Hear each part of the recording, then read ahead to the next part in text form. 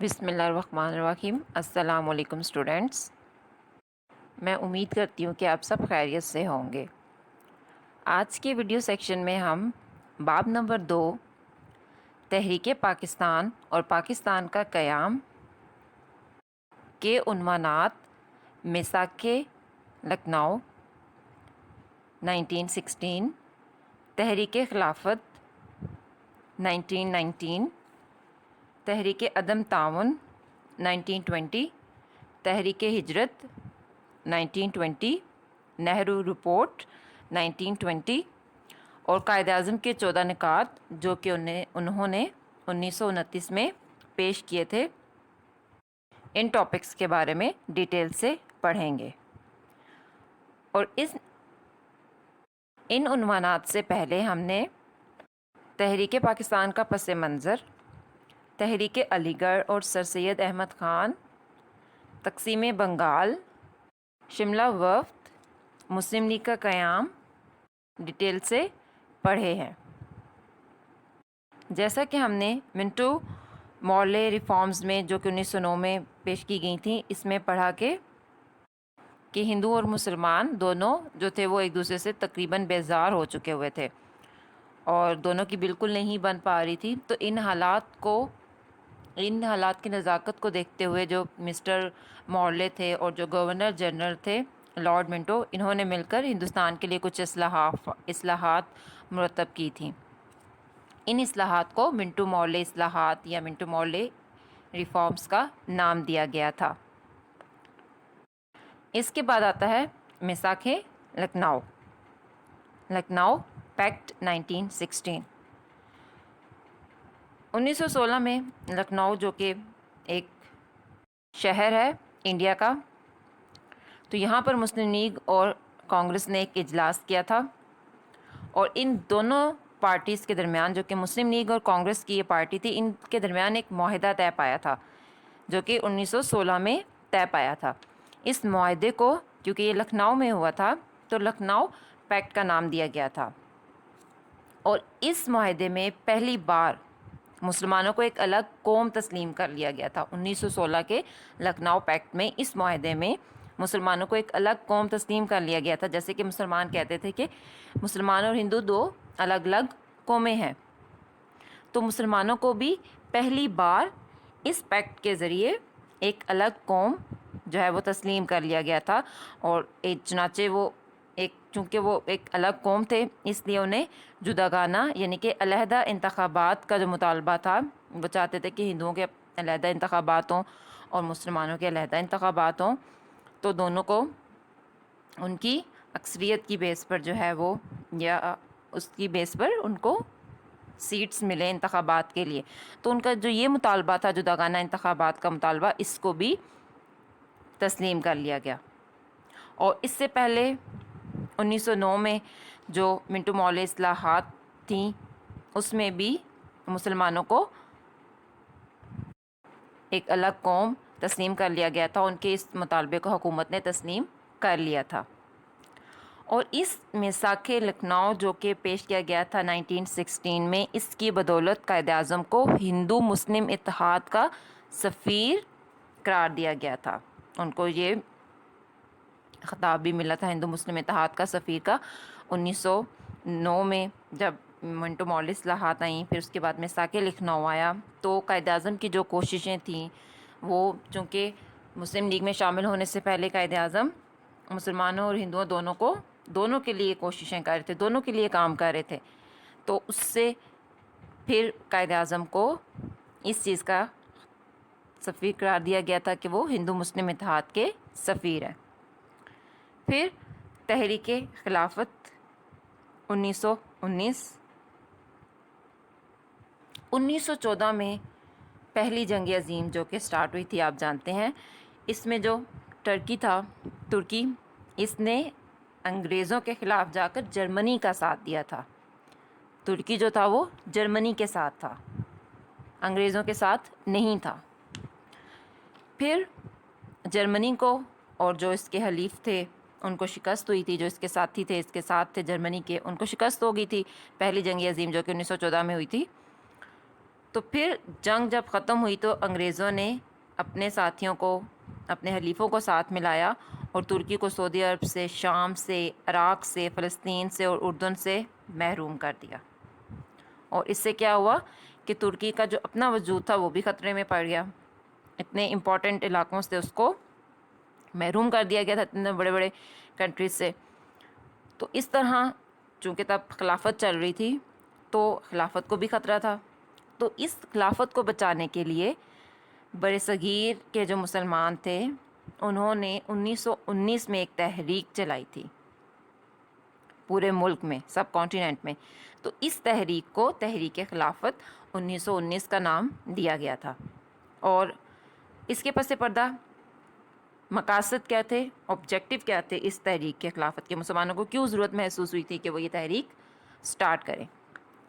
تو اس کا پہلا مقصد تھا کہ جیسا ہم نے پڑھا کہ خلافت کو خطرہ ہو گیا تھا تو ترکی کی خلافت قائم رکھی جائے. پھر ترکی میں بہت سے مقدس مقامات تھے مسلمانوں کے، تو وہ ترکوں کی حفاظت میں رہے. جو ترکی کے لوگ تھے وہی ان کی حفاظت کرتے رہے. اور پھر جو تیسرا ان کا مقصد تھا وہ یہ تھا کہ جو ترکی کی اپنی جو حدود ہیں ان میں تبدیلی نہ کی جائے. جو ان کو علیحدہ کیا جا رہا تھا وہ اس کو، اس ملک کو علیحدہ نہ کیا جائے سعودی عرب سے، شام سے، عراق سے. ٹھیک ہے، تو اس طرح سے اس کی ترکی کی خلافت جو ہے وہ بچائی جا سکے. تو یہ سارے مقاصد تھے اس تحریک خلافت کے 1919 کے. پھر 1919 کے بعد 1920 تحریک عدم تعاون، نان کوآپریشن موومنٹ. اب اس تحریک کے کیا مقاصد تھے کہ حکومت کے ساتھ تعاون نہ کیا جائے، سرکاری ملازمتیں چھوڑ دی جائیں، فوج میں مسلمان بھرتی نہ ہوں، اور جو انگریزی مصنوعات ہیں، جو انگریزوں کی چیزیں ہیں جو وہ ایکسپورٹ کر رہے ہیں یا جو انگریز بنا رہے ہیں سب کانٹیننٹ میں، ان کا بائیکاٹ کیا جائے، عدالتوں کا بائیکاٹ کر دیا جائے، بچوں کو اسکولوں اور کالجوں میں نہ بھیجا جائے. اور جو انگریزوں نے مسلمانوں کو، مسلمانوں کے لیڈرز کو یا جو بھی خطابات وغیرہ دیے تھے وہ انگریزوں کو واپس کر دیے جائیں. اس وجہ سے اس تحریک کو عدم تعاون، نان کوآپریشن موومنٹ کا نام دیا گیا تھا.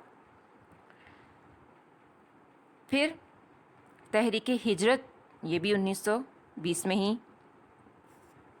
1920 میں کچھ علماء کرام تھے، انہوں نے یہ کہا تھا کہ برصغیر دارالحرب ہے اور مسلمانوں کو انگریزوں کے انڈر جو ہے وہ اب نہیں رہنا چاہیے اور انگریزوں کی عملداری میں نہیں رہنا چاہیے، یہ ان کے لیے جائز نہیں ہے.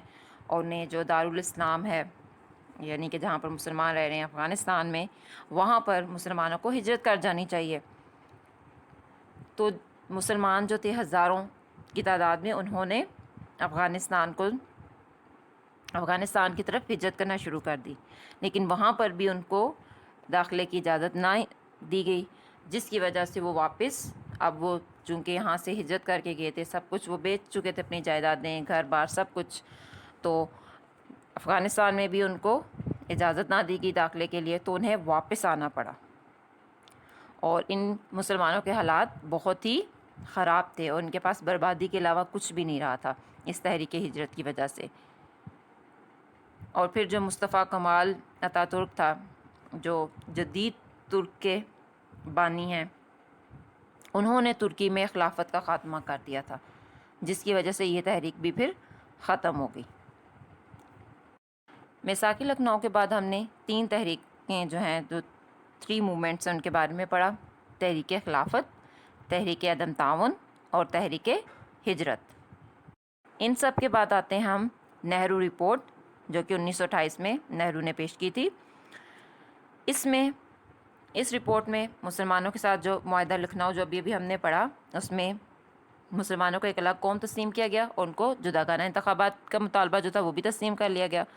تو اس نہرو رپورٹ میں کیا کیا گیا مسلمانوں کے ساتھ کہ ان کو اس اصول کو رد ہی کر دیا گیا.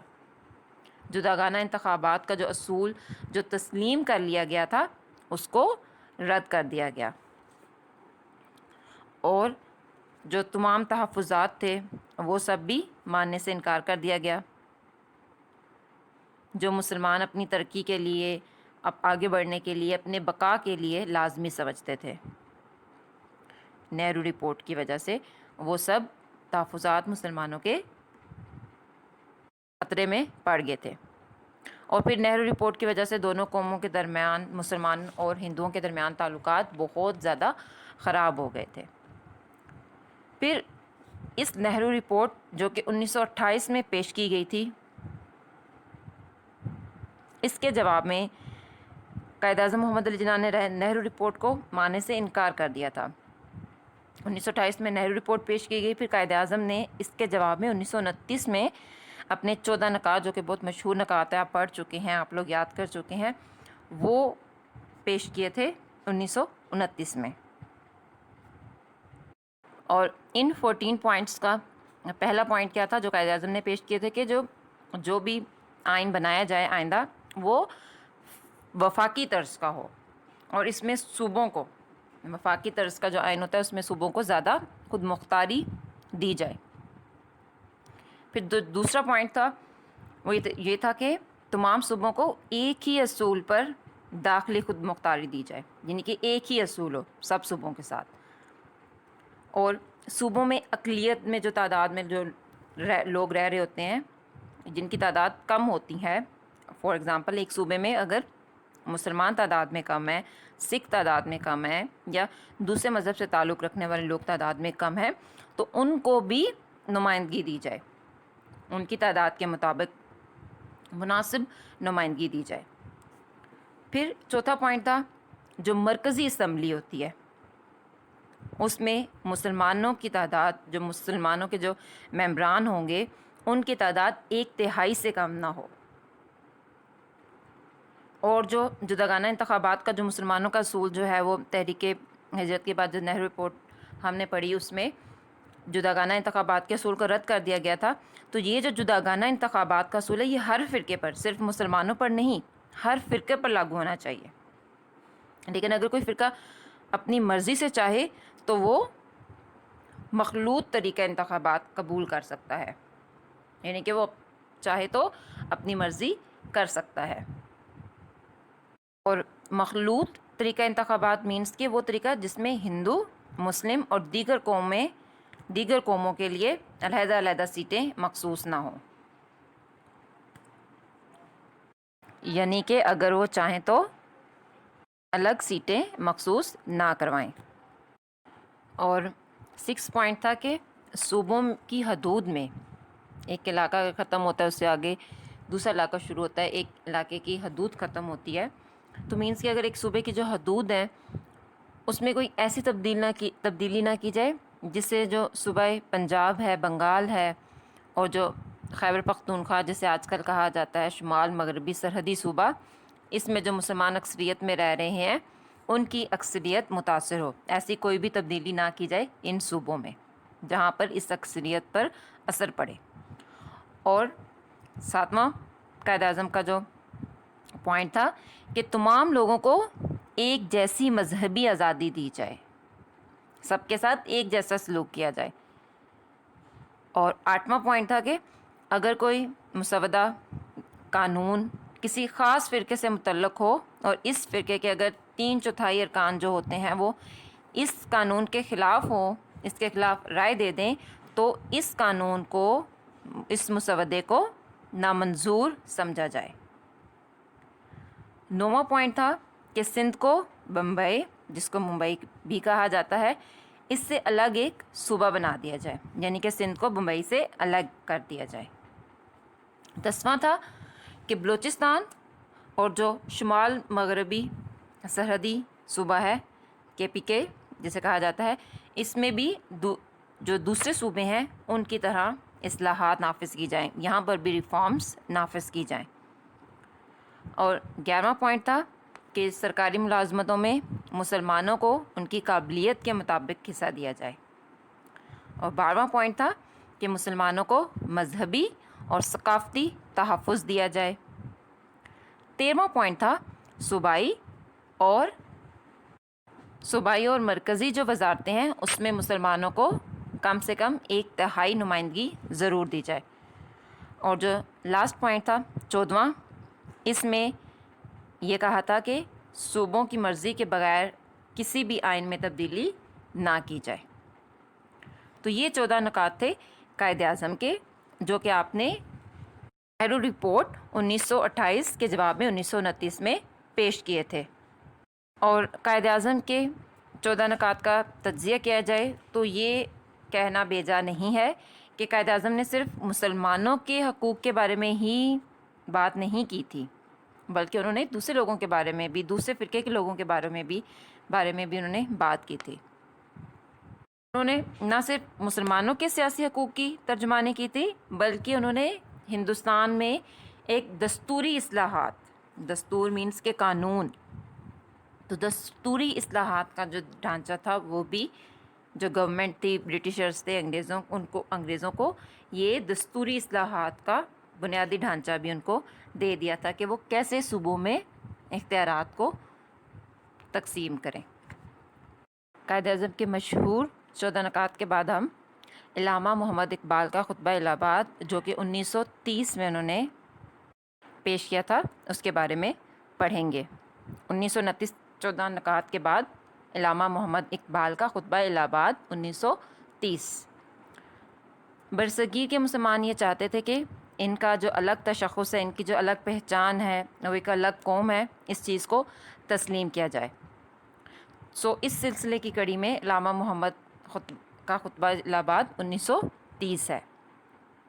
اور مسلمان یہ برداشت نہیں کر سکتے تھے کہ ان کے مذہبی، سیاسی اور جو معاشرتی حقوق ہیں ان کو سلب کر لیا جائے، ان کو دبا دیا جائے، ان کو ختم کر دیا جائے۔ اس لیے مسلمانوں نے اپنے لیے ایک الگ ملک کا مطالبہ کر دیا، اور جس کو علامہ محمد اقبال نے اپنے خطبے میں، جو انہوں نے خطبہ دیا تھا، اس میں اس طرح پیش کیا تھا کہ میری خواہش ہے کہ پنجاب، سرحد، سندھ اور بلوچستان کو ملا کر ایک ریاست بنا دی جائے۔ یہ تمام صوبے جو کہ آج پاکستان کا حصہ ہیں اور پاکستان کے صوبے ہیں۔ تو 1930 میں علامہ محمد اقبال نے خطبہ الہ آباد میں یہ کہہ دیا تھا کہ میری بھی یہ خواہش ہے کہ ان چاروں صوبوں کو ملا کر ایک ریاست بنا دی جائے۔ اب چاہے ہندوستان، جو برطانوی سلطنت تھی، جو برٹشرز یہاں پہ حکمرانی کر رہے تھے، ان کے اندر رہ کر یا باہر رہ کر یہ آزادی حاصل کریں، مجھے شمال مغربی مسلم ریاست کا قیام کم از کم شمال مغربی علاقوں کے مسلمانوں کا مقدر نظر آتا ہے۔ اور قائد اعظم کی خواہش تھی کہ مسلمان برصغیر میں ایک قوت بن کر ابھریں، مسلمان جو کہ ایک بہت بڑی قوم تھی، وہ ایک قوت بن کر ابھریں۔ علامہ محمد اقبال نے اس تصور کو آگے بڑھاتے ہوئے خطبہ الہ آباد میں ایک الگ ریاست کا تصور پیش کر دیا۔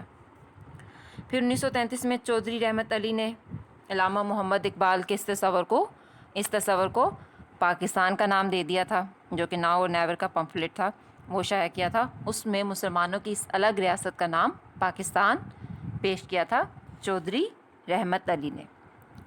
اور قائد اعظم نے 1934 میں مسلم لیگ کی بھاگ دوڑ سنبھالی تھی اور مسلمانوں کے سیاسی استحکام کے لیے اس جماعت کو مضبوط اور بہت زیادہ فعال بنایا تھا۔ انڈرسٹوڈ؟ میں امید کرتی ہوں کہ دوسرے باب کے تحریک پاکستان اور پاکستان کا قیام، اس کے جو دوسرے اہم عنوانات کے بارے میں آج ہم نے ڈیٹیل سے پڑھا ہے، اس کے بارے میں آپ ڈیٹیل سمجھ چکے ہوں گے۔ پیج نمبر 57 پہ جو مختصر جوابات دیے گئے ہیں، اس میں سے جو پہلے 3 جو سوالات ہیں وہ جو ٹاپکس ہم نے پڑھے ہیں ان سے ریلیٹڈ ہیں، اور آپ لوگ کاپی پہ اٹیمپٹ کر چکے ہوں گے۔